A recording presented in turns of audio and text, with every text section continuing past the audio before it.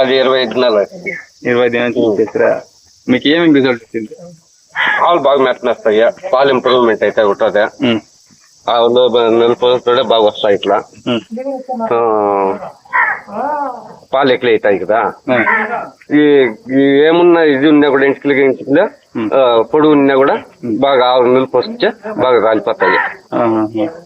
ఇప్పుడు మాకు తీసుకోవచ్చు ఎవరైనా కానీ. అదే ఇప్పుడు మా ఫీడ్ తో పాటు వేరే ఏమైనా వేసారా మీరు?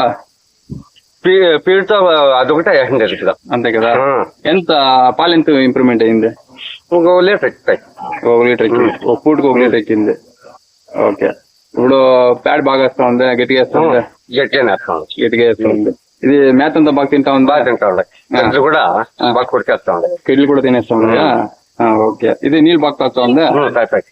ನೀರು ಬಾಗ್ತಾ ಇರ್ತಾಯಿ. ಸೊ ಹಾಗಾದ್ರೆ ಈಗ ನಮ್ಮ ಗೋವರ್ಧಿನಿ ಫೀಡ್ ಕೊಟ್ಟ ನಂತರ ನೀವ್ ಹೇಳೋದೇನಂದ್ರೆ ಹಸುವಿನ ಮೈ ಮೇಲೆ ಏನ್ ಇದು ಕೂದಲು ಉದ್ದುದ್ದ ಇತ್ತು ಅದೆಲ್ಲ ಉದ್ರೋಗಿ ಒಂದು ಒಳ್ಳೆ ಚರ್ಮ ತುಂಬಾ ಚೆನ್ನಾಗಾಗುತ್ತೆ. ಮತ್ತೆ ಇದು ಕಣ್ಣತ್ರ ಏನಾಗುತ್ತೆ, ಕಣ್ಣತ್ರ ಅದು ಒಳಗಡೆ ಕೆಂಪಗಿದ್ದೆಲ್ಲ ಕ್ಲಿಯರ್ ಆಗಿ ಬೆಳ್ಳಗೆ ಜಿಂಕೆ ಕಣ್ ತರ ರೆಡಿ ಆಗಿದೆ ಹಸು.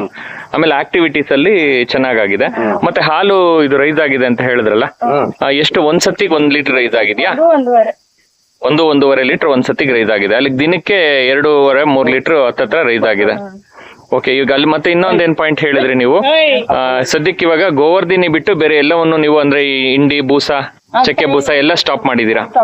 ಇದೆಲ್ಲ ಸ್ಟಾಪ್ ಆಗಿದೆ.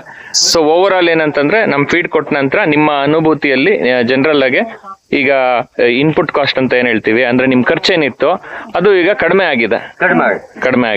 ಸೊ ಅದರಿಂದನೂ ಲಾಭ ಆಗಿದೆ. ಮತ್ತೆ ಹಾಲ್ ರೈಸ್ ಆಗಿರೋದ್ರಿಂದ ಇನ್ನೊಂದ್ ಕಡೆ ಅದರಿಂದ ಕೂಡ ಒಂದು ಲಾಭ ಆಗಿದೆ.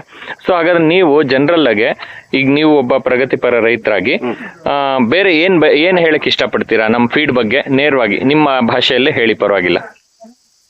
ಅಂದ್ರೆ ಇದ್ರ ಬೆಟರ್ ರಿಸಲ್ಟ್ ಕೊಟ್ಟಿದೆ.